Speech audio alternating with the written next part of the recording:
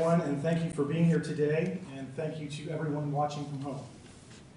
I'm Greg Ford, the chairman of the Wake County Board of Commissioners, and I'd like to begin by thanking my fellow commissioners and our county staff who've been working tirelessly behind the scenes up until this point and certainly into the future as we continue to work with the COVID-19 crisis here in North Carolina's capital county. I'm joined here by Wake County Manager David Ellis, WakeMed Health and Hospital CEO Donald Jinsig, Duke Raleigh Hospital Chief Medical Officer Dr. Michael Spiridos, Wake County Director of Human Resources Regina Pettaway, Wake County EMS Director and Medical Director Dr. Jose Cabanas, Wake County Emergency Management Team Leader Darshan Patel, and we're also joined here today by Wake County Sheriff Gerald Baker. Sheriff, we appreciate you joining us with us today.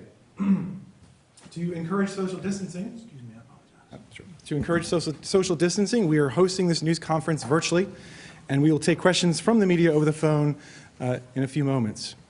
And I would like to personally thank all of you for your understanding and our need to shift time of our news conference today. As you can imagine, responding to a pandemic requires a lot of complex decision making, and it's a responsibility we do not take lightly. We wanted to get it right today. So again, it takes time, and we appreciate your flexibility in accommodating our schedule change. So we've come together today to share some important news with you, and we want to explain it from all sides. That's why we have our experts with us here today. We feel it's important you hear from them directly. When you're dealing with a situation like COVID-19, having the perspective of the people on the front lines of the response effort is most important. As you know, just this past Sunday, we took steps to slow the spread of the virus here in Wake County, knowing full well that we might have to take additional safeguards as time warranted, and that time has come.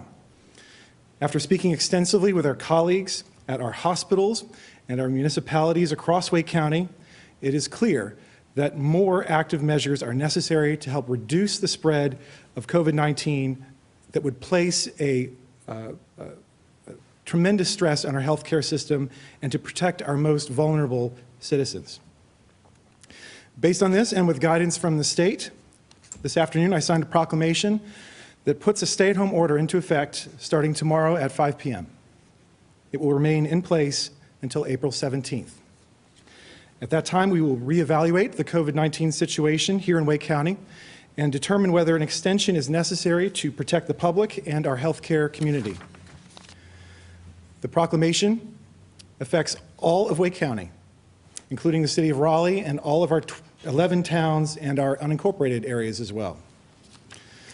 My fellow commissioners and I, as well as county staff, are already working with our municipal leaders across the county to ensure we implement this stay-at-home order efficiently and effectively. Now, I would like to take this moment to thank all of our mayors across Wake County, their council members, their staff, for their continued support and partnership during this unprecedented time. Folks, I want you to know that each of us, your county commissioners, your mayors, your city staff, your council members, all of us struggled with many of these decisions that you're going to hear about today. These were not easy calls, but when you're talking about the public health, the default answer was easy in the end.